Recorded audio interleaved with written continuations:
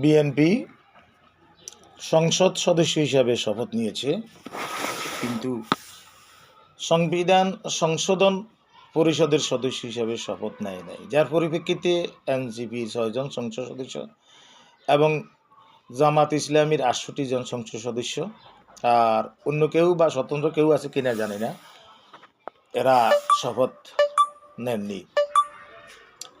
এর কারণ হলো সংবিধান সংশোধন পরিষদের শপথ না নিলে জামাত এবং এনসিপি শপথ নেবে না। এ প্রেক্ষাপটে কিছু কথা বলে রাখা দরকার। হ্যাঁ ভোটের মাধ্যমে বলা হয়েছে সংবিধান সংস্কার হবে এবং এই সংবিধান সংস্কারের মাধ্যমে নতুন করে উচ্চকক্ষ হবে। সেখানে ভোটের সংখ্যানুপাতিক হারে 100 জন সংসদ সদস্য বা এমপির মাধ্যমে উচ্চ পরিষদ গঠিত হবে বা মুরব্বী পরিষদ বা ইলেকটোরাল কলেজ।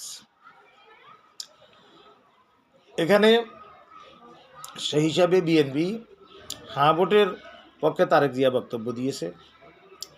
তারা সংস্কার কমিশনের অনেকগুলো প্রস্তাব তারা একসাথে সব দল স্বাক্ষর করেছে, ইউনূস সরকার সহ। কিছু কিছু নোট অফ ডিসেন্ট ছিল, সেগুলোর ব্যাপারে গণভোট হয়েছে। গণভোট হয়ে যাওয়ার পরে গণভোট যেহেতু হ্যাঁ নিযুক্ত হয়েছে, সুতরাং এইখানে আর কোনো প্রকারেই সংবিধান সংশোধন পরিষদে সদস্য হিসেবে শপথ না নেওয়ার কোনো যুক্তিযুক্ত কারণ নেই। একটাই কারণ, সেটা আওয়ামী লীগকে পুনর্বাসন, মোদীকে পুনর্বাসন, ভারতের সাথে সম্পর্ক, এদেশের চেতনা আদর্শ এবং জুলাই বিপ্লবের চেতনা আদর্শের বিপরীতে অবস্থান করা, দেশকে ভারতের হাতে তুলে দেওয়া, এদেশের গণতন্ত্রকে ধ্বংসের পথে নিয়ে যাওয়া, একদলীয় ফ্যাসিবাদ কায়েম করার পথকে সুগম করা। আওয়ামী লীগ এই জন্যে বাহাবা দিচ্ছে।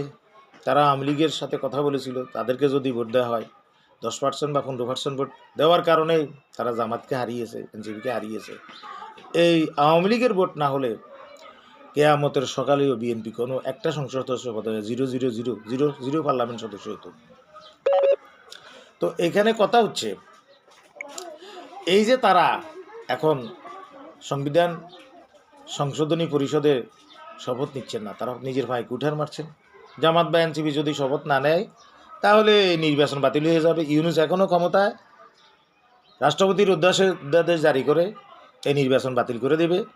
বিএনপি রাম এবং সালাও যাবে। এখন সামনে দেখার বিষয়, জামাতের সেক্রেটারি জেনারেল নায়েবে আমির আবদুল্লাহ মোহাম্মদ তাহের বলেছেন, আমরা আলোচনার পরে সিদ্ধান্ত জানাবো। সিদ্ধান্ত কী আসে দেখা যাক। যদি তারা বিএনপি সংবিধান সংশোধনী পরিষদের শপথ না নেয়, জামাতের উচিত হবে না শপথ নেওয়া, কারণ দুষ্ট গরুর চাইতে শূন্য গোয়াল অনেক ভালো। আসসালামু আলাইকুম।